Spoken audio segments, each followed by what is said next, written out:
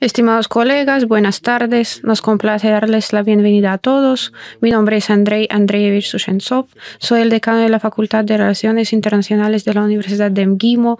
Hoy es la tercera de una serie de conferencias sobre diversos aspectos de la crisis ucraniana.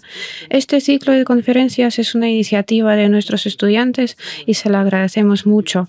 En esta serie de 8 conferencias, con la ayuda de nuestros mejores analistas, expertos y profesionales del mundo académico, tratamos de discutir los aspectos más agudos e importantes desde el punto de vista práctico de la crisis ucraniana. Hoy nos dedicaremos a un tema que trata del destino de los acuerdos de Minsk. El tema de la conferencia es la vida corta de los acuerdos de Minsk. ¿Por qué no funcionó la diplomacia? El ponente que presentará hoy este tema es Nikolai Silaev, destacado investigador y director del Laboratorio de Análisis de Procesos Internacionales del Instituto de Estudios Internacionales, uno de los expertos rusos líderes en el espacio postsoviético y el conflicto en dicho espacio. La experiencia de Nikolai Yurievich no se limita a Ucrania. Nos conocimos hace 13 o 14 años cuando investigamos un país del Cáucaso y realizamos muchas investigaciones sobre el terreno en ese país. Tenemos muchos recuerdos agradables y no solo de esta experiencia tan importante para la política exterior rusa.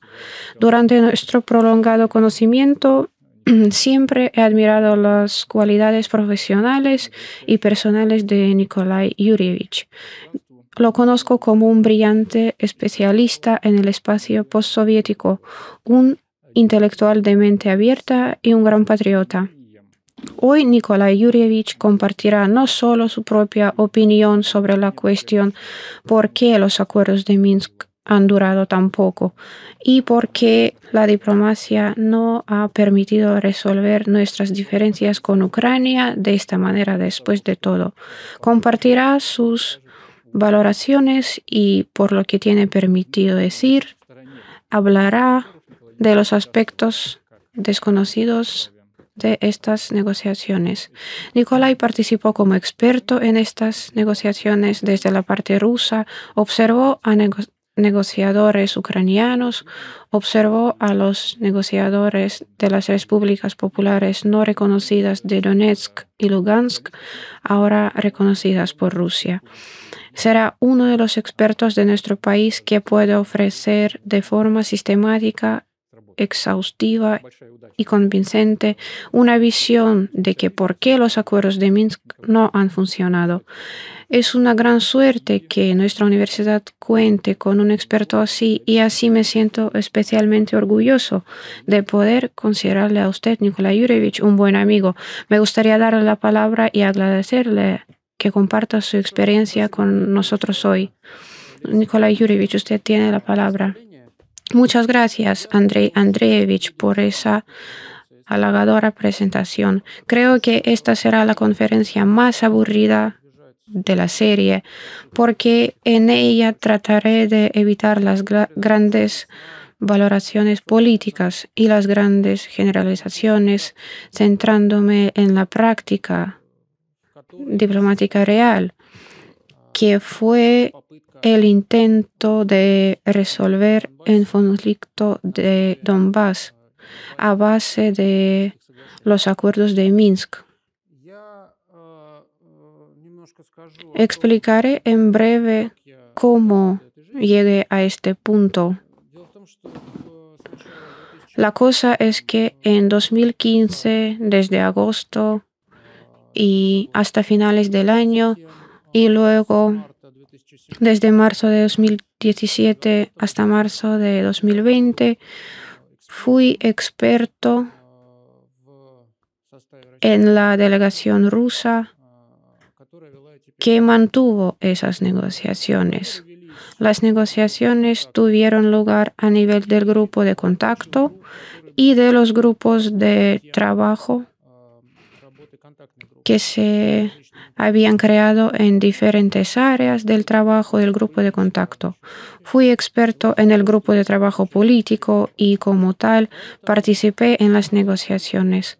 Así que los puntos principales de los que hablaré hoy se centrarán específicamente en el tema de un acuerdo político y en cómo se desarrollaron las negociaciones sobre cuestiones políticas y por qué no fue posible lograr un acuerdo político. Como sé mucho menos sobre cuestiones humanitarias, económicas y de seguridad, no voy a profundizar en ellas. Aunque si tienen preguntas, intentaré responderlas según domino la información. Y me gustaría empezar con el hecho de que los acuerdos de Minsk no surgieron de la nada y algunos de los temas que se discutieron en las conversaciones de Minsk se plantearon desde el mismo comienzo de la crisis ucraniana, el mismo comienzo de la crisis en Donbass. Ustedes pueden ver que la primera fecha que pongo en esta diapositiva es la Declaración de Ginebra del 17 de abril de 2014, que fue apoyada por Rusia, Estados Unidos, la Unión Europea y Ucrania. ¿Cuáles fueron los puntos más importantes en mi opinión? Vinculó la resolución del conflicto en Donbass al proceso constitucional en Ucrania, teniendo en cuenta los intereses de todas las regiones y fuerzas políticas del país. El proceso constitucional es importante, pues es en el marco del proceso constitucional donde se pueden acordar los derechos de las regiones. Además, se señaló el papel principal de la misión especial de vigilancia de la OSCE en Ucrania. Es importante porque exactamente la OSCE se convirtió en la organización internacional bajo cuyos auspicios después se celebraron las negociaciones. El segundo punto clave fue la reunión al margen de la conmemoración del 70º aniversario del desembarco de los aliados en Normandía en junio de 2014. Esta es la primera reunión en el llamado el Cuarteto de Normandía. El formato diplomático ha sido creado en apoyo de la resolución de la crisis en Ucrania, la resolución del conflicto en Donbass. El formato comprendía Rusia, Alemania, Francia y Ucrania. Es importante destacar aquí que la reunión tuvo lugar exactamente al margen de las celebraciones. No hubo una reunión oficial, pero sin embargo fue aquella reunión que lanzó y dio el nombre del Cuarteto de Normandía. Es importante subrayar que dicho formato no se veía como algo alternativo o paralelo. Se consideró un diálogo político en apoyo de las negociaciones sobre la solución que se estaban llevando a cabo a nivel del grupo de contacto. Ya en el momento en que la primera fase de las hostilidades en Donbass estaba llegando a su fin en 2014, se firmó el Protocolo de Minsk, que reconocía el derecho de Donbass a un estatus especial dentro de Ucrania. Esto es muy importante porque las palabras estatus especial fueron escritas exactamente en este documento. El memorándum de Minsk también es un documento importante, ya que detalla el primer punto del protocolo de Minsk, en que se trataba de garantizar el régimen del alto el fuego y la retirada de las tropas. Finalmente, el 12 de febrero de 2015, tras una nueva escalada de las hostilidades en Donbass, se firmó un conjunto de medidas de la aplicación de los acuerdos de Minsk, el documento más completo que sentó las bases para la solución. Y lo que es más importante, el documento fue consagrado por una resolución del Consejo de Seguridad de la ONU. Además, Entre 2015 y 2019 se celebraron 3 cumbres en formato Normandía. Esto ocurrió después de que se firmara un conjunto de medidas sobre la aplicación de los acuerdos de Minsk. Hubo reuniones regulares del grupo de contacto y de los grupos de trabajo, estas mismas negociaciones, y además se celebraron varias reuniones no del todo periódicas entre representantes de alto nivel de Rusia y Estados Unidos para discutir la resolución en Donbass. Aquí simplemente se enumeran los documentos claves sobre la solución política. Es importante destacar que en 2014 Ucrania adoptó una ley sobre el procedimiento especial de autogobierno local en determinadas zonas de las regiones de Donetsk y Lugansk.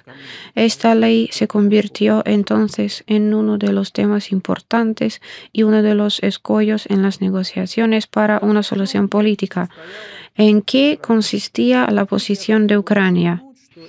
Aquí me gustaría subrayar que estas son mis conclusiones sobre la esencia de la posición ucraniana basadas en la experiencia de las negociaciones que tengo y también en los datos de otras fuentes de que todos disponemos también.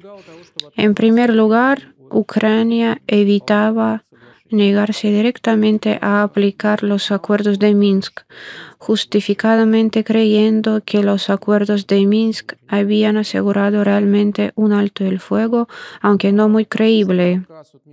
La renuncia a los acuerdos de Minsk podía llevar al reconocimiento por parte de Rusia de la independencia de las repúblicas populares de Donetsk y Lugansk.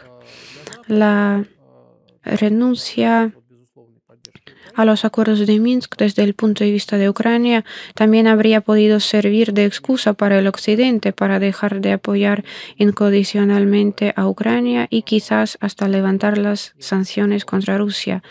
El señor Zelensky, el actual presidente de Ucrania, que en su discurso público, por no decir más, es a menudo sincero, dijo una vez que las sanciones contra Rusia están vinculadas a los acuerdos de Minsk y queremos mantener las sanciones, así que tenemos que mantener los acuerdos de Minsk. Es una de las ilustraciones del enfoque de Ucrania respecto a los documentos. Para los dirigentes ucranianos, la federalización del país siempre ha sido inaceptable porque la federalización del país se consideraba como el primer paso para la secesión de Ucrania de ciertas regiones. Esta idea es muy antigua. De ella hablaban ya en los años 2000 y 1990.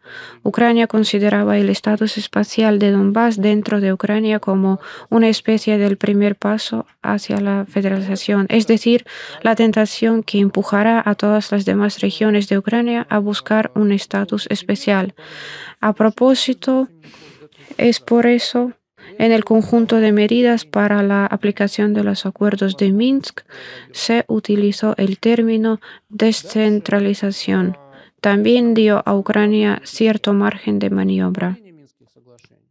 Voy a continuar con el tema de la aplicación de los acuerdos de Minsk y, en mi opinión, es lo más importante. Hasta la propia existencia de los acuerdos de Minsk a los ojos de Ucrania equivaldría a reconocer la composición plurinacional del país. El hecho de que hay diferentes grupos de personas que viven en diferentes territorios, que tienen diferentes lenguas maternas, que tienen diferentes versiones de la memoria histórica, que tienen diferentes puntos de vista sobre la mejor política exterior e interior. Es este reconocimiento de la multietnicidad que fue y sigue siendo inaceptable para la clase política ucraniana, incluso porque socava el consenso liberal nacionalista que surgió en Ucrania después de 2014. Por lo tanto, la esencia de la estrategia en las negociaciones ucranianas consistía en recurrir a la maniobra dilatoria para no cumplir los acuerdos de Minsk. No renunciar a esos acuerdos, sino impedir que se lleven a la práctica.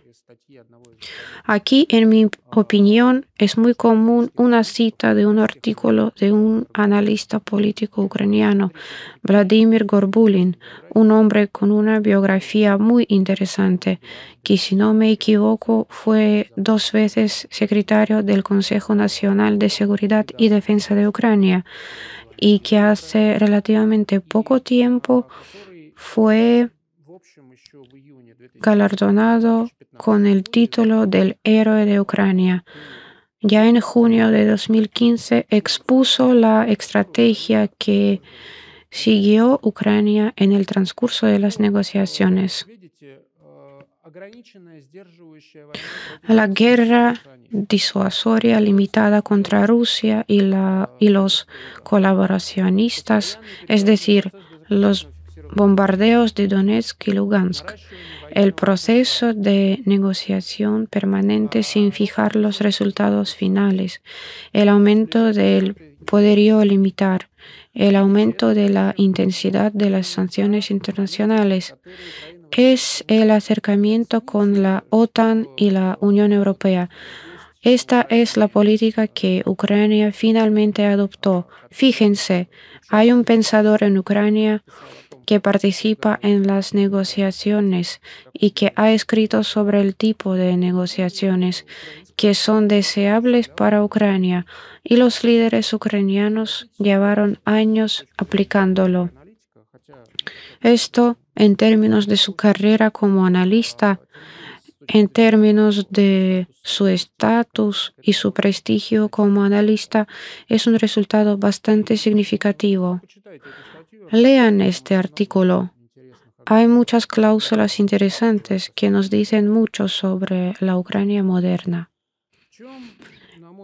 ¿En qué consistía, en mi opinión, la posición de Rusia? Digo, en mi opinión, porque como negociador no tuve nada que ver con la elaboración de una línea estratégica. Así que no estoy compartiendo aquí mis conocimientos sobre la línea estratégica, sino simplemente hablando de los resultados de mis propias observaciones. En primer lugar, en mi opinión, fue importante que los acuerdos de Minsk fijaran la naturaleza multicomponente de Ucrania. Y si Ucrania es multicomponente, si existe una entidad política y jurídica que otro famoso analista político ucraniano, Mikhail Pogrebinsky, llamó una vez Ucrania rusa, entendemos las reservas a esta expresión. Si existe una entidad política y jurídica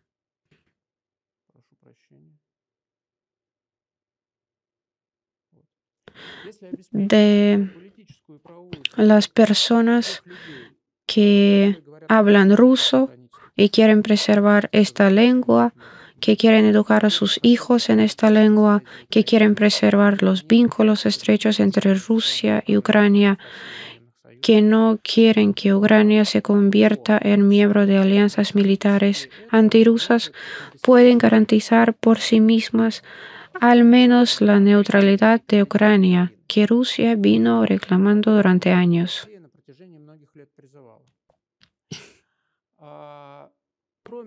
Además, si en la base de los acuerdos de Minsk, siempre que se fije la propia entidad política o heterogeneidad de la Ucrania rusa, se puede poner fin a los conflictos armados, esos reanudarán las relaciones con Ucrania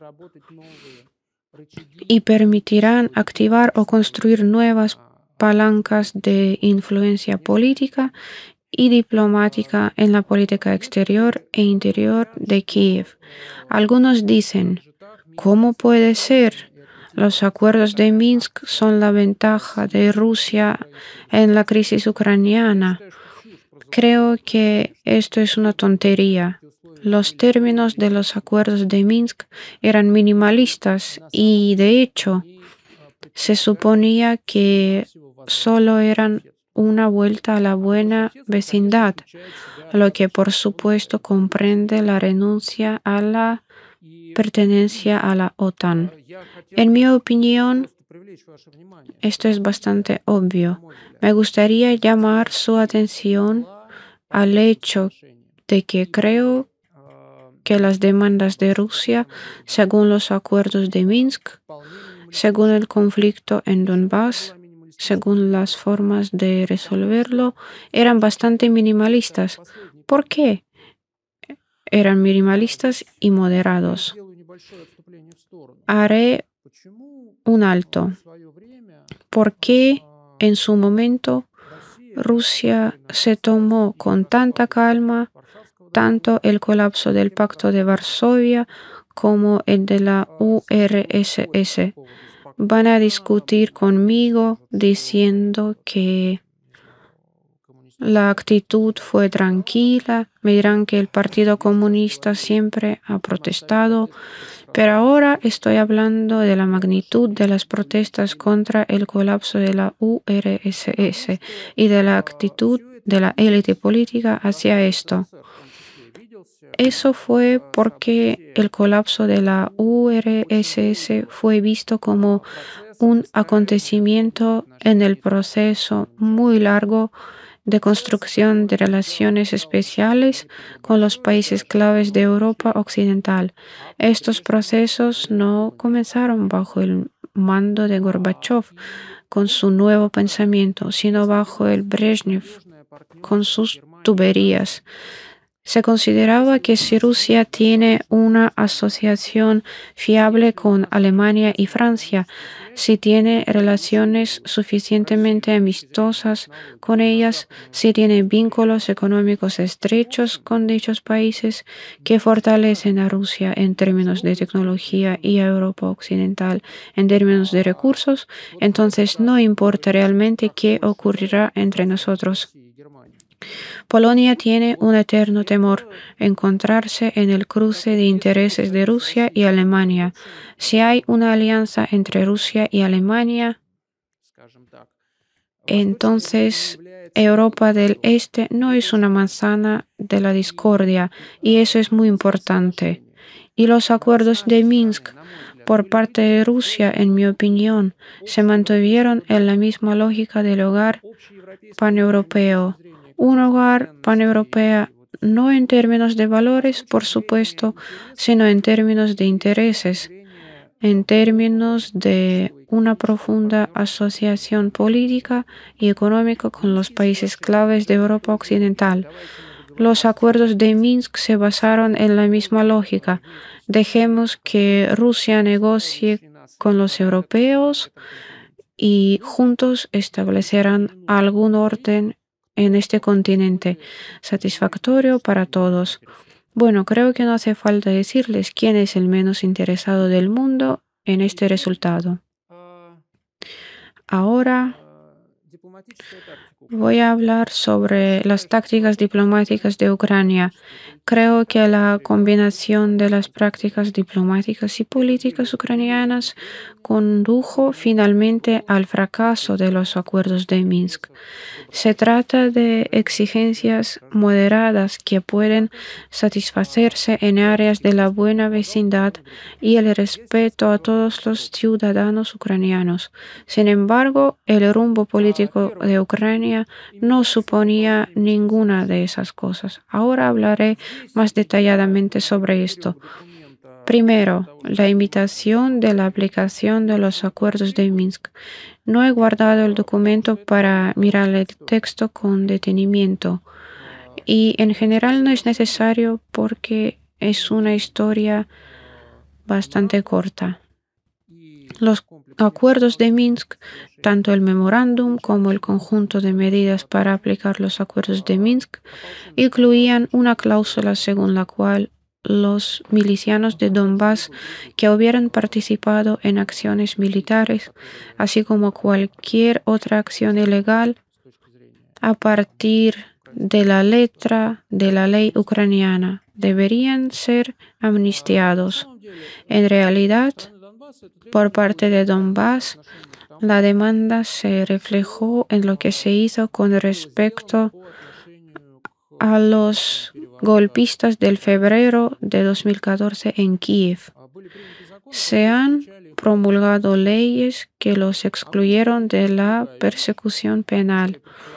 La amnistía es otra cosa. La amnistía implica que se sigue abriendo una causa penal y luego se cierra bajo amnistía, ya sea en la fase de la investigación o en la fase del juicio. Ucrania ha aprobado una ley de amnistía. Han escrito su propio texto del proyecto de ley. Este texto, pese a los requisitos del paquete de medidas, no fue coordinado con los representantes de Donbass. Después, el Consejo Supremo de Ucrania votó a favor de este proyecto de ley. Luego, según el reglamento del Consejo Supremo, el proyecto de la ley debía ser firmado por el presidente del Consejo Supremo y a continuación entregado al presidente para que lo firme.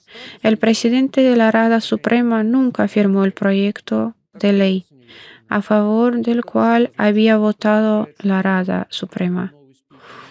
Y en ese momento se perdieron sus rastros porque su estatus, incluso en términos del reglamento de la Rada, seguía sin estar claro. ¿Qué significa esto? Significa que, por ejemplo, un portavoz puede firmar el proyecto de ley y luego pasarlo al presidente, o que hay que aprobar una nueva ley o hay que volver a votarla. Al mismo tiempo, Ucrania explicaba a todo el mundo que están cumpliendo los acuerdos de Minsk. Han adoptado la ley sobre la amnistía. Por supuesto, esta ley no funcionó ni un día y, por cierto, los negociadores estadounidenses siempre repitieron lo mismo. Tienen una frase tan bien aprendida que creo que hasta principios de este año los diplomáticos estadounidenses la repetían diciendo que Ucrania estaba cumpliendo su parte de los acuerdos de Minsk. Seguimos. Los ucranianos han tomado decisiones jurídicas unilaterales sin acordarlas con sus contrapartes en las negociaciones. La ley sobre el procedimiento especial para el autogobierno local en determinadas zonas de las regiones de Donetsk y Lugansk. Artículo 10. En el momento de su aprobación, este artículo, el tercer y último párrafo, rezaba: el Consejo de Ministros velará urgentemente por la aprobación de las leyes derivadas de la presente.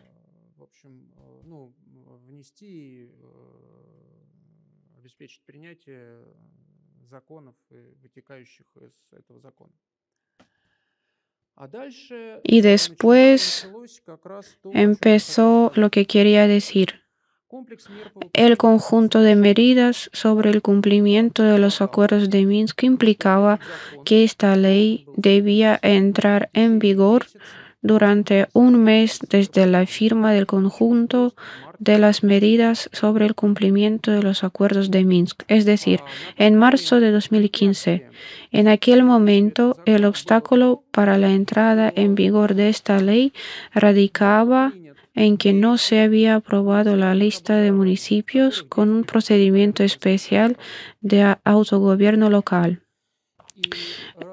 El paquete de medidas exigía a Ucrania la adopción de dicha lista. La adoptaron, pero sin una resolución de la Rada, sin enumerar los municipios concretos en los que debía aplicarse la ley. Allí se refirieron a la línea de contacto entre Ucrania, por un lado, y las repúblicas populares de Donetsk y Lugansk, por otro, sin enumerar municipios concretos. Esto en sí mismo ya representaba un obstáculo para la entrada en vigor de la ley. Además, por la iniciativa del presidente ucraniano Poroshenko, se añadieron párrafos a la ley sobre el orden especial de la autonomía local que prácticamente bloqueaban su entrada en vigor. El párrafo 4 reza: los artículos desde 2 hasta 9 de esta ley rigen a partir de la fecha de la entrada en vigor de las facultades legislativas de los órganos del autogobierno local elegidos en determinados distritos vía elecciones especiales. Luego vienen los requisitos en cuanto a las elecciones, el cumplimiento de los principios de las elecciones generales, iguales, libres y transparentes, el cumplimiento del carácter público abierto del proceso electoral como principios básicos de la ley electoral, la consagración de las normas internacionales generalmente reconocidas forma parte de la legislación nacional de Ucrania y el cumplimiento obligatorio de las normas de la OSCE, garantizando la participación de los observadores internacionales, las condiciones de seguridad para los observadores oficiales, la retirada de todos los grupos armados ilícitos, su material bélico, así como la prevención de la interferencia ilegal en el proceso electoral, incluso por parte de las Fuerzas Armadas ilegales. Todo esto parecen bastante generales, pero ¿de qué estamos hablando básicamente? Hablo de que Ucrania se reserva el derecho a juzgar si las elecciones se ajustaron o no a todas las normas necesarias. Declara que las elecciones deben celebrarse de acuerdo con la legislación ucraniana. Ya diré por qué es importante. Ucrania habla de condiciones seguras para los observadores oficiales de la retirada de todos los grupos armados ilegales. ¿Qué significa esto? Que las repúblicas populares de Donetsk y Lugansk se desarmen, adopten la legislación ucraniana para celebrar las elecciones y entonces quizá esta ley entre en vigor. Tal vez sea porque todavía hay muchas condiciones que puedan ser interpretadas de maneras completamente diferentes. La libertad de la campaña electoral, igualdad de oportunidades en el acceso a los medios de comunicación, recuperación de las emisiones televisivas y radiofónicas ucranianas para este fin, es decir, permitir que los medios de comunicación ucranianos estén en Donbass en su totalidad y solo bajo esa condición será posible celebrar las elecciones. Garantías de los principios de multipartidismo, la igualdad de derechos y oportunidades para participar en el proceso electoral. Estoy hablando de que los partidos políticos ucranianos deben participar en las elecciones en determinadas zonas de las regiones de Donetsk y Lugansk, teniendo en cuenta que esos partidos políticos ucranianos no han operado realmente en Donbass desde el inicio del conflicto. Las garantías de la libre expresión de la voluntad y el voto secreto de los derechos electorales de los desplazados internos. Según se sabe, varios millones de personas se vieron obligadas a abandonar el territorio de Donbass y algunos de ellos se fueron a Rusia, algunos al territorio controlado por las autoridades ucranianas. Sin embargo, es una exigencia perfectamente válida que los desplazados participen en las elecciones. Pero no es casualidad que estemos hablando aquí de los derechos electorales de los desplazados internos. No estamos hablando de los que se han ido a Rusia. Solo hablamos de los que se quedaron en Ucrania y eso era bastante predecible. Si las elecciones se celebran, Ucrania intentará abrir más colegios electorales para los desplazados internos y no querían que votaran los que estaban en Rusia. Así que, por un lado, Ucrania adoptó esta ley clave para una solución política y, por otro, incluyó en ella disposiciones de forma unilateral que descartaban la entrada en vigor de la ley y que de hecho cambiaban sustancialmente los términos del conjunto de las medidas. El cuarto punto del conjunto de medidas: iniciar un diálogo sobre las modalidades de las elecciones locales de acuerdo con la legislación ucraniana y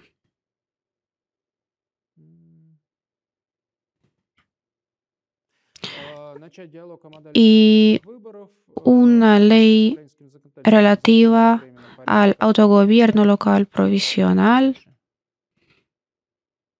Y después, ¿qué es lo importante aquí? La cuestión es que la ley relativa al autogobierno local provisional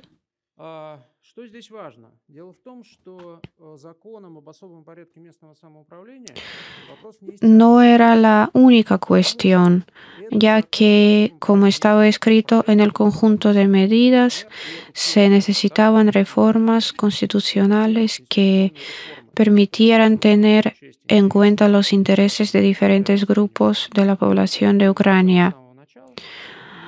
La ley sobre los arreglos provisionales de gobernación local carecía de sentido a no haberse producido correspondientes cambios en la Constitución, que Ucrania también bloqueó. Este era otro elemento de las tácticas ucranianas. En otoño de 2015, después de un trabajo largo y duro de los diplomáticos, y no en Minsk, sino en foros de negociación externos, sobre todo en el formato de Cuarteto de Normandía, Ucrania decidió aprobar una nueva constitución que contuviera una referencia, solo una referencia a la ley sobre los arreglos provisionales de gobernación local. Pero el día de la votación sobre esta ley hubo un enfrentamiento. Se celebraron disturbios masivos frente al Parlamento. No obstante, uno de los militantes de una organización paramilitar radical ucraniana lanzó una granada contra las unidades encargadas de la seguridad interna que se encontraban alrededor del edificio. Varias personas murieron y después de esto Ucrania cerró proyecto de la Constitución con el argumento de que la gente no lo entendería. ¿Ven cómo está protestando nuestro pueblo? Están lanzando granadas. En realidad, no son la ventaja de Rusia los puntos principales sobre el estatus especial de Donbass, el orden especial de autogobierno local, tal como estaban establecidos en su conjunto Y para recordar, diré que figuran en la resolución del Consejo de Seguridad que apoya este conjunto de medidas. Esta es mi opinión y estamos hablando del número mínimo de exigencias. Entre las decisiones legislativas unilaterales de Ucrania que socavaron los acuerdos de Minsk, incluiría también la ley sobre el idioma, que limitó significativamente el uso de la lengua rusa, la derogación de la ley sobre la política lingüística del Estado, según la cual la lengua rusa tenía un estatus regional, las leyes sobre la educación que redujeron drásticamente la educación en ruso e hicieron prácticamente imposible proporcionar una educación gratuita, la ley sobre los pueblos indígenas que suena simplemente racista en algunos de sus párrafos, etc. Aquí, por supuesto, lo más escandaloso fue la llamada Ley de Política Pública en el periodo de transición. En efecto, preveía un estatuto especial para Donbass tras su incorporación a Ucrania, pero fundamentalmente imponía restricciones a los derechos civiles y políticos de los ciudadanos de esta región. Es decir, el estatus especial es al revés, estatus especial negativo. Por supuesto, todas estas decisiones también socavaron los acuerdos de Minsk y obstaculizaron las negociaciones. Además, Ucrania ha presionado para que se reconozca a Rusia como parte del conflicto. La mayor parte de los esfuerzos de los negociadores ucranianos se han dedicado a esto. Esto se ha hecho de varias maneras, empezando por las demandas directas. Por ejemplo, los negociadores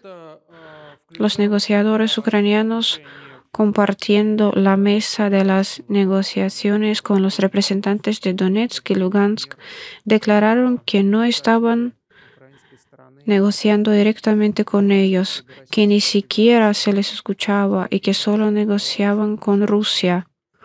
Entre estas acciones figura una iniciativa de la parte ucraniana para buscar que la Federación Rusa emita certificados de defunción de los desaparecidos en el conflicto en los años 2014-2015. Y la lógica de la parte ucraniana era clara. La Federación Rusa emite certificados de defunción, lo que significa que la Federación Rusa es culpable de su muerte. Los ucranianos intentaron manipular la agenda. Por ejemplo, en 2017, los negociadores ucranianos promovieron activamente la creación de un nuevo grupo de trabajo dentro del grupo de contacto en las conversaciones, lo que llevó bastante tiempo, que se ocuparía de la transferencia a Ucrania del tramo de la frontera en la zona controlada por las repúblicas populares de Donetsk y Lugansk. También se ha intentado plantear la cuestión de Crimea en los debates sobre los acuerdos de Minsk. Naturalmente, Rusia no respondió a esto y hay que reconocer que los representantes de la Organización para la Seguridad y la Cooperación en Europa tampoco respondieron. Sin embargo, hubo intentos de hacerlo. Otro negociador ucraniano, el antiguo embajador de Ucrania en Estados Unidos, solía acudir a todas las reuniones con un volumen de una edición soviética de documentos de derecho internacional y empezaba a hojear el volumen y a leer algo de él en voz alta durante las reuniones. Y por último, me permití utilizar una expresión tan coloquial. Los ucranianos estaban haciendo el tonto. El ejemplo más llamativo es la llamada fórmula Steinmeier. Estábamos hablando de la ley sobre los arreglos provisionales de gobernación local y de las modificaciones unilaterales que Ucrania ha introducido en ella, bloqueado a la validez de dicha ley. Hay que decir que el problema no tardó en plantearse en las negociaciones. La mayor parte del tiempo de las conversaciones políticas del verano de 2015 se dedicó a explicar a Ucrania que en línea con los acuerdos de Minsk no podía ni debía bloquear unilateralmente la aplicación de la ley sobre los arreglos provisionales de gobernación local. Finalmente se llegó a un callejón sin salida cuando Ucrania dijo que había formulado un requisito para las elecciones y que tras las elecciones en determinantes zonas de las regiones de Donetsk y Lugansk, esas zonas recibirían un estatus especial. En respuesta, se les dijo que Ucrania debía hacer que esta ley entrara en vigor sin ninguna cláusula de este tipo. El tema llegó al cuarteto de Normandía al más alto nivel y, si no me equivoco, hubo una reunión de los jefes de Estado del cuarteto de Normandía en París en octubre de 2015, donde se propuso y acordó la propia fórmula Steinmeier. ¿En qué consiste esta fórmula? Si los ucranianos quieren que la ley entre en vigor después de las elecciones, entonces que la ley entre en vigor después de las elecciones. Entrará en vigor teniendo carácter provisional el día de las elecciones en determinadas zonas de las provincias de Donetsk y Lugansk, y entrará en vigor teniendo carácter permanente una vez que la Oficina de Instituciones Democráticas y Derechos Humanos de la OSCE haya emitido un informe sobre la calidad de estas elecciones y se haya comprobado que cumplen todas las normas al respecto. Esta, de hecho, fue la fórmula Steinmeier. La redacción podría haberse modificado de alguna manera, pero no de forma significativa, y la cuestión era exactamente esta: la ley entraría en vigor después de las elecciones. En realidad, esta fue una concesión tanto por parte de Donbass como por parte de Rusia a Ucrania para hacer avanzar este proceso de negociación. ¿Qué ha hecho Ucrania? Durante varios años, Ucrania en principio se ha negado a reconocer que dicha fórmula existe y que ha sido acordada. Se ha negado literalmente a reconocerlo. El presidente de Ucrania lo ha acordado con sus colegas de Rusia, Alemania y Francia, y los negociadores ucranianos que acuerden a la reunión del grupo de contacto en Minsk dicen que no están al tanto de ningún acuerdo de este tipo. No exagero, así fue. Por eso, para la próxima cumbre del Cuarteto de Normandía, el grupo de contacto pidió especialmente a los jefes de Estado que explicaran en qué consistía la fórmula Steinmeier. Se formuló de nuevo, se escribió en papel y se le presentó al grupo de contacto. Ucrania siguió negándose a discutir el tema durante otros 3 años. Los negociadores ucranianos pusieron su firma en un documento en el que se le establecía que la ley sobre los arreglos provisionales de gobernación local entraría en vigor de forma provisional el día de las elecciones y de forma permanente después de que la OSCE evaluara dichas elecciones en otoño de 2019, es decir, 4 años después de que se acordara la fórmula. No sé cómo llamarlo, aparte de hacer el tonto. Hablaremos de la posición de la OSCE. En mi opinión, podrían haber hecho más para garantizar la aplicación de los acuerdos de Minsk, pero sin embargo adoptaron la posición que adoptaron. En primer lugar, se negaron a evaluar las acciones de las partes o dieron, en mi opinión, evaluaciones sesgadas.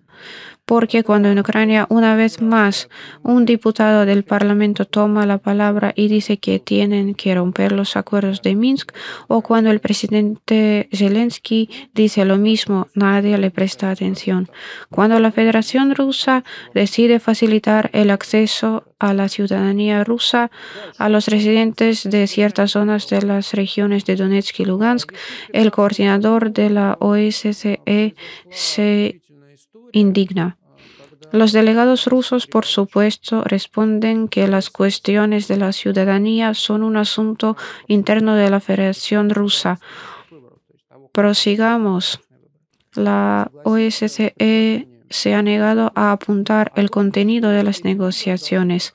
Aún en 2015 sucedió una historia sorprendente.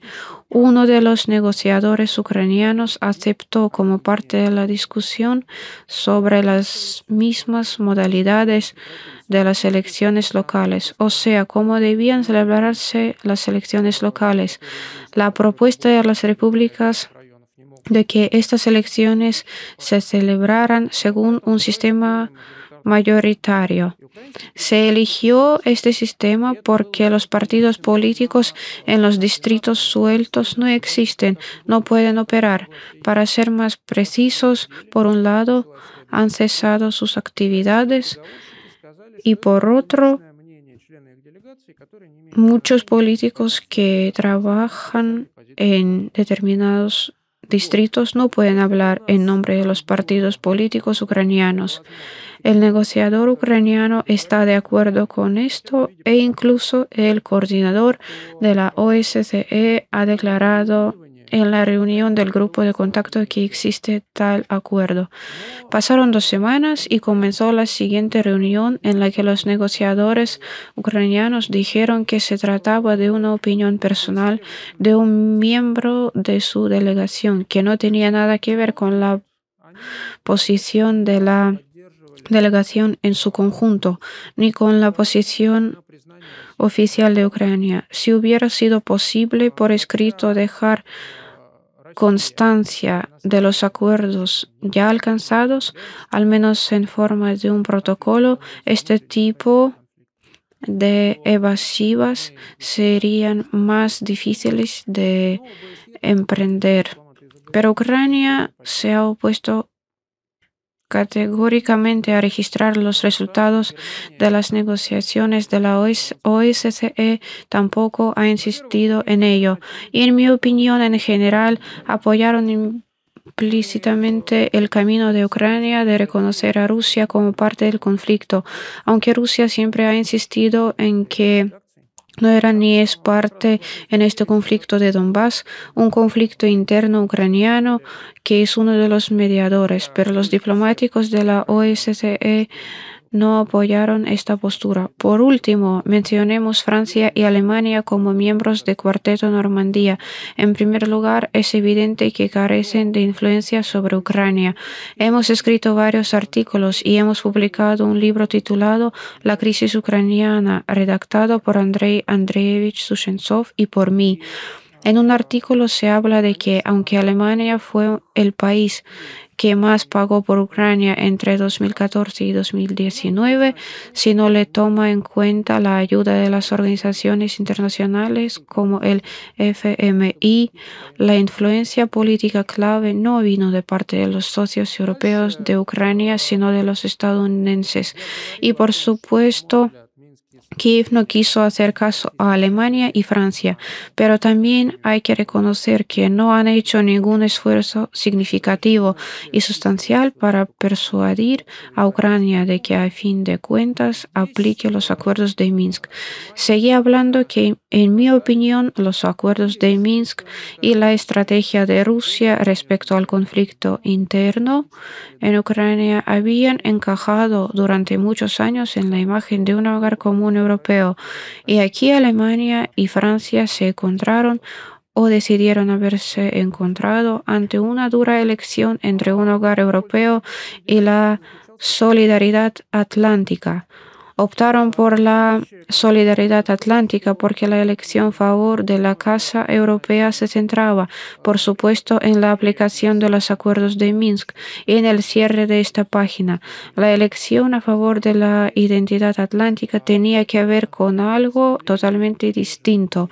Lo siguiente es, en mi opinión, una de las cosas más desagradables y poco constructivas que Rusia ha enfrentado en los últimos años por parte de los europeos, su aspiración a mantener el mito de su neutralidad. Es decir, cuando los diplomáticos retirados de la OTAN llegan a Moscú y empiezan a derramar lágrimas de cocodrilo en las reuniones de expertos.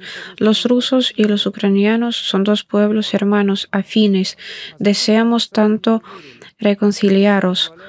Que Rusia se reconozca como parte del conflicto. Ahora no exagero demasiado y sonaba algo así. Por un lado, apoyaban este mito y por otro, ellos mismos creían en él. Y esto impidió que se discutieran temas claves como la seguridad europea. Rechazaron sistemáticamente cualesquiera oportunidades de llevar debates sobre algún asunto relacionado con Ucrania a menos que fueran los acuerdos de Minsk y redujeron injustificadamente el alcance de los acuerdos de Minsk. Por ejemplo, reaccionaron negativamente si se les recordaba que Ucrania restringía el alcance de la lengua rusa y prácticamente prohibía la educación, enseñanza en ruso. Dijeron que esto no tenía nada que ver con los acuerdos de Minsk y que entonces no valía la pena discutirlo. Al final acabaron solidarizándose con la posición ucraniana. Les recomiendo que lean la correspondencia diplomática que el Ministerio de Asuntos Exteriores de la Federación Rusa publicó en otoño pasado. Se trata de la correspondencia del jefe de la diplomacia rusa con sus homólogos de Alemania y Francia. Sigan la evolución de los acontecimientos. De hecho, sugirieron que se considerara a Rusia como parte del conflicto. Se negaron a debatir las cuestiones relacionadas con el idioma ruso en Ucrania, aunque es una de las cuestiones de los acuerdos de Minsk. Insistieron en no evaluar el incumplimiento de los acuerdos de Minsk por parte de Ucrania. Finalmente se solidarizaron con la posición ucraniana. Finalmente, lo último de lo que quería hablar es de la reciente cumbre del Cuarteto de Normandía celebrado el 9 de diciembre de 2019. Esta es una cita que se refiere a los aspectos políticos del acuerdo. No fue posible en detalle incluir todo esto en la declaración final de la cumbre, pero sin embargo algunos puntos están aquí. Acordar todos los aspectos legales del ordenamiento especial del autogobierno local, integrar la fórmula Steinmeier en la legislación ucraniana. Este requisito es un resultado acordado conjuntamente que se ha declarado explícitamente y un punto que es muy difícil de eludir y sin embargo Ucrania se las arregló para sortearlo durante los siguientes años. Ucrania propuso sus enmiendas a la ley sobre los arreglos provisionales de gobernación local, donde mantuvo todos sus deseos que había formulado durante el año 2015, la retirada de las formaciones armadas, el sistema multipartidista, los medios de comunicación ucranianos, etc. En otras palabras, insistía en las condiciones que había formulado para las elecciones de forma unilateral, pero también sugirió añadir el texto de la fórmula Steinmeier sobre la entrada en vigor de forma provisional y luego de forma permanente. Y si recuerdan, en otoño pasado se discutió con bastante intensidad el tema de la nueva cumbre del Cuarteto de Normandía. Ucrania estaba intentando por todos los medios conseguir que se celebrara esa cumbre. ¿Qué significaría una cumbre del Cuarteto de Normandía, una reunión entre Zelensky y Putin, los jefes de Alemania y Francia, sin que Ucrania cumpliera las decisiones de la cumbre anterior. Y esto significa permitir que sigan sin aplicarse. Es decir, acordamos algo, no hicimos nada y luego volvimos a reunirnos para hablar. Así que de nuevo, no hay más exigencias respecto a Ucrania. Así se traduce del lenguaje diplomático al ruso. Lo dije muchas veces cuando me lo preguntaron. La fuerza de la diplomacia ucraniana reside en su completa falta de vergüenza y la principal sensación de las negociaciones con los negociadores que Kiev envió a Minsk es de completa desvergüenza y estupidez.